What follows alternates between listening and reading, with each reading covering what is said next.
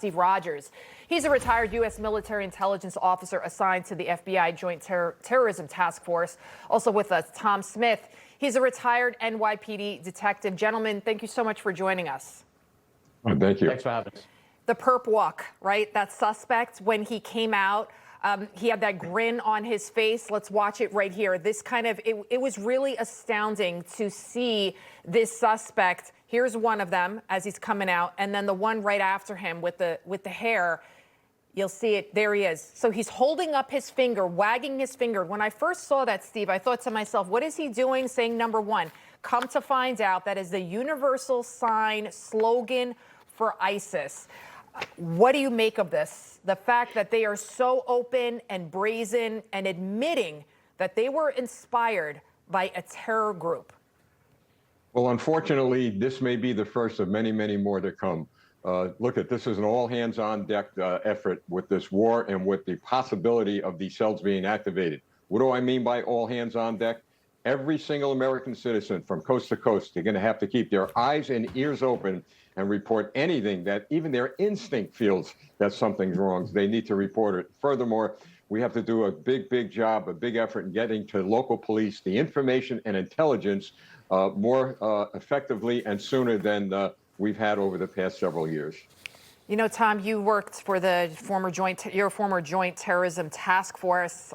Law enforcement officers, they asked one of the suspects, Balat, if he was familiar with the Boston Marathon bombing and what he hoped to accomplish. And he had the goal to say no, even bigger. That was only 3 deaths.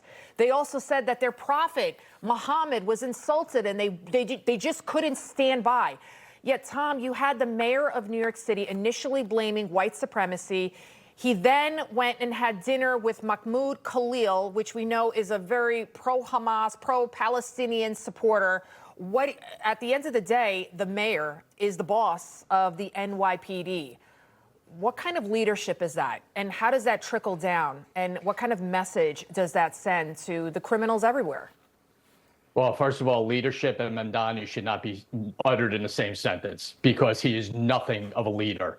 He turned his back on the NYPD and will continue to do that. This is no surprise to anybody. We all saw his tweets over the years before he was running for mayor about calling us racist and evil and anti-Semites and everything else he could come up with. So for him to pull something like this off is no surprise. And it's a slap in the face to those officers who ran towards 2 bombs. Let's think about that for a second. While everyone else ran away, these cops ran towards 2 explosive devices that could have killed every single one of them and didn't think twice about it.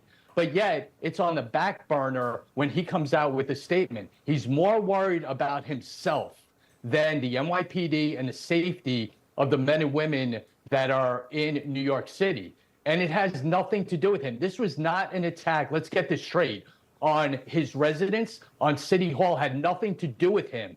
It just happened to be in the area where Gracie Mansion is. All right, he's going to perpetuate this hatred as long as he's in office. And the men and women of the NYPD and every citizen in New York City is going to pay the price for it. We have less than a minute. We showed that picture of one of the many heroic officers jumping over the barricade. There he is. Again, a picture worth 1,000 words here.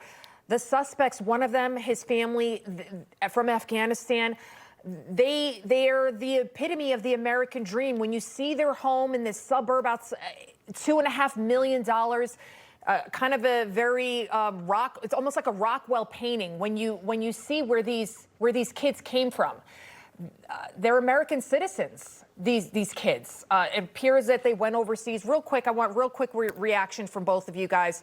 I'll start off with you, Steve. It really goes to show that this can happen anywhere, anytime, any place.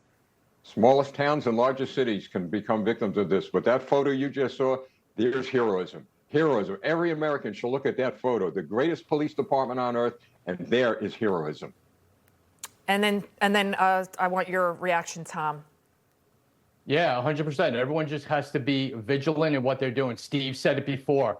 Everyone's going to have to be responsible for this and looking out for each other and having their head on a swivel. If it doesn't look right, it probably isn't, and you need to contact the authorities. I'm Sean Kreisman. For stories and content just like this, check out National Report weekdays 9 to noon, only on Newsmax.